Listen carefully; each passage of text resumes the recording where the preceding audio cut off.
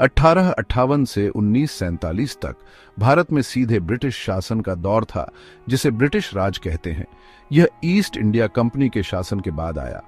Company व्यापार के लिए भारत आई थी, लेकिन धीरे धीरे उसने पूरे उपमहाद्वीप पर अपना प्रभाव डालना शुरू कर दिया। अपनी बेहतर सैन्य तकनीक और चालाक राजनीतिक चालबाजियों से अंग्रेजों ने भारत के विभिन्न हिस्सों पर नियंत्रण हासिल करना शुरू कर दिया। उन्होंने ऐसी नीतियां लागू की जो उनके हितों के लिए थीं, अक्सर देशी आबादी की कीमत पर। ऐसी ही एक नीति थी व्यपगत का सिद्धांत। इसने अंग्रेजों को बिना किसी प्रत्यक्ष पुरुष उत्तराधिकारी के रियासतों पर कब्जा करने की अनुमति दी। 1856 में अवध जैसे ऐसे अधिग्रहणों को अन्यायपूर्ण माना गया और इससे शासक वर्ग में नाराजगी फैल गई। अंग्रेजों की आर्थिक नीतियां भी उतनी ही शोषणकारी थीं।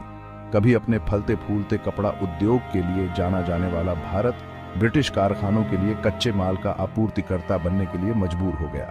पारंपरिक उद्योग नष्ट हो गए, जिससे अनगिनत बुनकर और कारीगर बेरोजगार हो गए।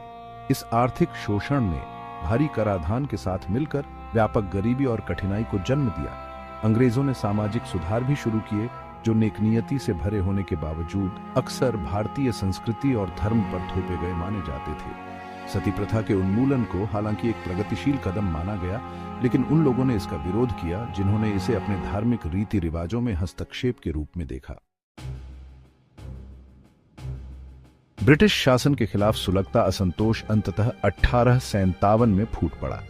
इसकी तत्कालिक वजह थी एनफील्ड राइफल की शुरुआत। इस राइफल के कारतूसों में जानवरों की चर्बी लगी होने की अफवाह थी, जो हिंदू और मुस्लिम दोनों सिपाहियों के लिए घृणित थी। इसे उनकी धार्मिक मान्यताओं को अपवित्र करने के जानबूझकर किए गए प्रयास के रूप में देखा गया। विद्रोह मेरठ में शुरू हुआ, जब सिपाहियों ने विवादास्पद कारतूसों का इस्तेमाल करने से इनकार कर दिया।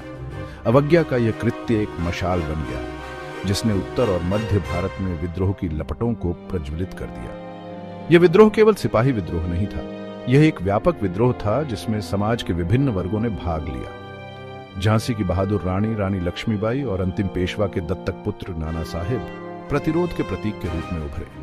वृद्ध मुगल बादशाह बहादुर शाह जफर को अनिच्छा से विद्रोह का नेता घोषित किया गया था। शुरुआती गति और व्यापक समर्थन के बावजूद 1857 के विद्रोह को अंततः अंग्रेजों ने दबा दिया। इसकी विफलता में कई कारकों ने योगदान दिया।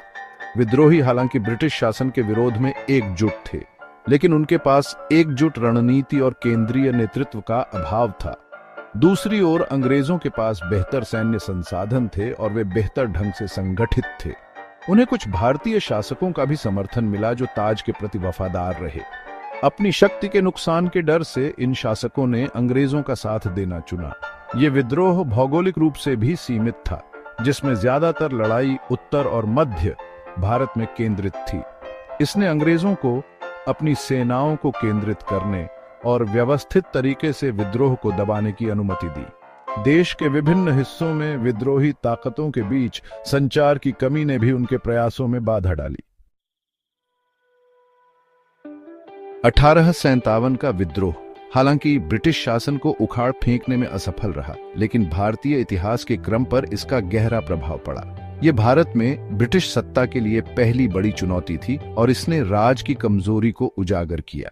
विद्रोह के क्रूर दमन और उसके बाद अंग्रेजों द्वारा किए गए प्रतिशोध ने भारतीय आबादी को और अलग थलग कर दिया।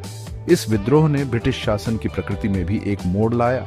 ईस्ट इंडिया कंपनी को भंग कर दिया गया और भारत ब्रिटिश ताज के सीधे नियंत्रण में आ गया। सबसे महत्वपूर्ण बात यह है कि 1857 के विद्रोह ने भारतीय राष्ट्रवाद के बीज बोए। इसने भारतीयों में एकता की भावना और स्वशासन की साझा इच्छा पैदा की। विद्रोहियों द्वारा किए गए बलिदानों ने स्वतंत्रता सेनानियों की आने वाली पीढ़ियों के लिए प्रेरणा का काम किया।